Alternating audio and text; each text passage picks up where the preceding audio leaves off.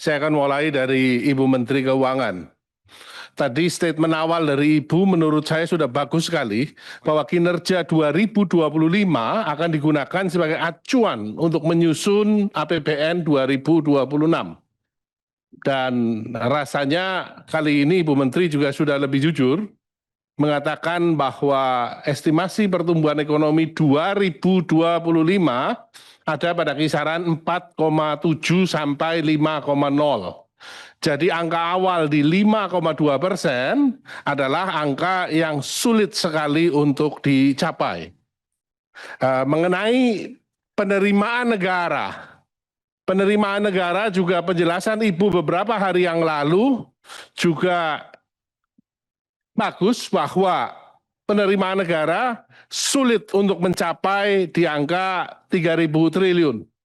Salah satu penyebabnya adalah di sektor pajak. Di semester 1, pendapatan dari sisi perpajakan hanya 831 triliun atau 38% dari target, dan celakanya adalah 6,21% dibandingkan dengan tahun yang lalu. Angka 38-nya tidak terlalu mengkhawatirkan, tetapi negatif 6,21% ini adalah angka yang cukup mengkhawatirkan. Penyebabnya Ibu jelaskan karena PPN 12% yang batal dijalankan, karena adanya dividen BUMN sebesar 80 triliun yang tidak jadi dibayarkan kepada negara, tapi juga harus dicatat bahwa 2024 banyak sekali kelebihan pajak sehingga restitusi di bulan Januari dan Februari angkanya sangat besar sehingga neto penerimaan menjadi besar. Dan harus juga disadari bahwa ekonomi Indonesia saat ini tidak baik-baik saja. Tadi paparan Ibu pada kuartal pertama memang Purchasing Manager Index ini masih ada pada zona di atas 50 atau zona ekspansif. Tetapi kalau kita lihat di dalam triwulan kedua, ini angkanya 3 bulan berturut-turut, bahkan terutama di bulan Juni sudah ada di 46,9%. Berarti confirm masuk pada zona kontraktif. Ya. Estimasi Ibu terhadap perpajakan dan bea dan cukai ini 2.376.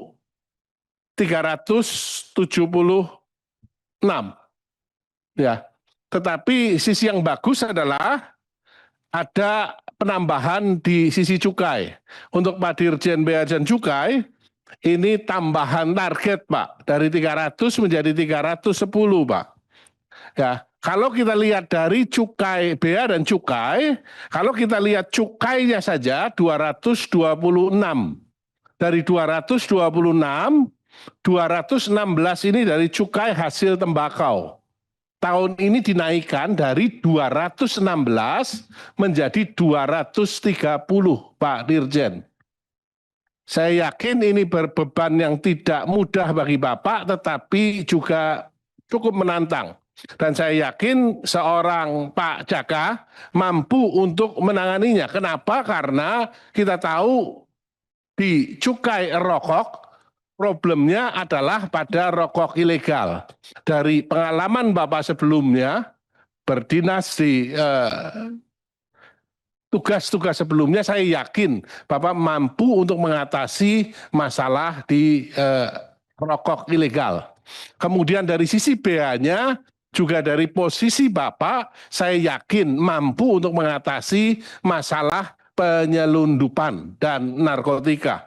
Maka dari itu sepakat bahwa target cukai di 310 triliun harus tercapai.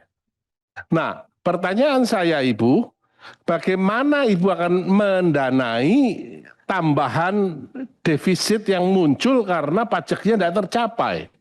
Kalau kita lihat slide Ibu pada slide 16, Ini menarik, Bu.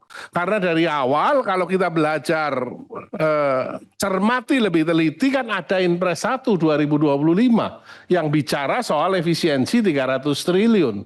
Tapi kalau dilihat dari sini, belanja negaranya dari 3.621 ternyata 3.527. Jadi tidak ada efisiensi 300 triliun di sini. Ya, efisiensinya di mana? Bahkan tadi Ibu mengatakan termasuk ketika memberikan pandangan pemerintah dalam rapat paripurna, Ibu mengatakan mengenai SAL. Termasuk di Banggar mengatakan bahwa akan menggunakan SAL sebagai satu buffer. Ini menjadi angka yang menarik, Bu. Kira-kira kenapa hal ini bisa terjadi? Dan apakah Ibu kemudian yakin bahwa 661 triliun defisit ini memang tidak akan lebih tinggi lagi karena di angka ini sudah mendekati 2,7% dari GDP. Pak Aris, bisa dipersingkat? Kalau kita mau pendalaman lebih dalam, besok Pak, di Panja. Ini klarifikasi Pak. Nah ini makanya saya mau mengklarifikasi. Pimpinan, izin pimpinan, benar. izin pimpinan usul kami dari Nasdem pimpinan karena ini kita membahas hal-hal yang penting dan perlu konsentrasi pimpinan dan ini sudah cukup larut waktu. Kami usulkan mungkin bisa dibahas dilanjut di Panja pimpinan. Iya, Terima kasih pimpinan. Karena biasanya kita juga memberi kesempatan hanya klarifikasi aja Pak, angka-angka. Atau kalau itu makanya saya sampaikan jangan terlalu dalam. Ya, baik saya lanjutkan pimpinan, mohon maaf. Mengenai asumsi pertumbuhan GDP, Bu. 5,2 sampai 5,8%. Apakah Ibu yakin? Karena kalau tahun ini saja 4,7, naik ke 5,2 saja sudah susah sekali. Kemudian untuk Menteri PPN, Kepala Bappenas, ini Bapak juga masang 5,2 sampai 5,8 Pak. Ini kembali lagi Pak, saya akan ngejar Bapak terus 71 triliun MBG menyebabkan pertumbuhan 0,86%. Jadi rasanya ini tidak tercapai di tahun ini paling tidak. Ya ini harus diakui. Aris, walaupun saya bukan Menteri KKP, tadi siang kita rapat, itu sudah banyak angka-angka penyesuaian. Sudah ada angka-angka penyesuaian. Begitu Pak ya? Ya, baik, terima kasih. Untuk Gubernur BI, ini angka pertumbuhannya lebih rendah dibandingkan dengan angka pertumbuhannya dari Menteri Keuangan ya. Hasil rapat RDG ini 4,7 sampai 5,5. Apakah saya boleh menerjemahkan bahwa BI lebih konservatif dan lebih pro stability dibandingkan dengan Kementerian Keuangan? Karena angkanya beda, apakah tidak lebih baik untuk disinkronkan? Dan terakhir untuk OJK, saya rasa catatannya untuk OJK adalah antisipasi terhadap kenaikan risiko gagal bayar ya terhadap koperasi merah putih.